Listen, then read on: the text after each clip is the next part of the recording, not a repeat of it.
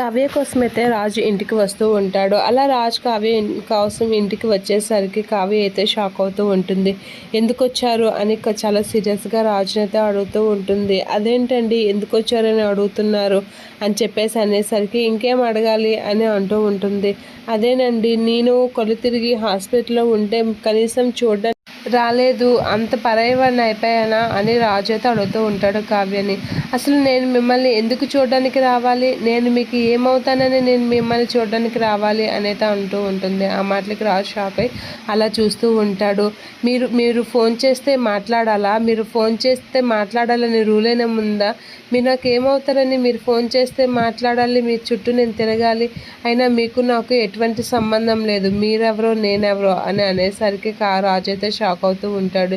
ఏంటి కళావతి గారు ఇంత సీరియస్గా మాట్లాడుతున్నారు అనేది అనుకుంటూ ఉంటాడు. అలా అనుకుని అలా చూసేసరికి కావ్య అయితే మీకు నేను ఎందుకు సమాధానం చెప్పాలి, నేను ఎందుకు మీతో మాట్లాడాలి, అయినా మీకు నాకు ఎటువంటి సంబంధం లేదు, మీరు ఇక్కడి నుంచి వెళ్ళండి అని చాలా సీరియస్గా అంటూ ఉంటుంది. అలా అనగానే రాజు అయితే చాలా బాధపడుతూ అక్కడి నుంచి అయితే వెళ్ళిపోతూ ఉంటాడు. అలా వెళ్ళిపోతున్న రాజుని చూసి కావ్య అయితే చాలా ఫీల్ అవుతూ ఉంటుంది.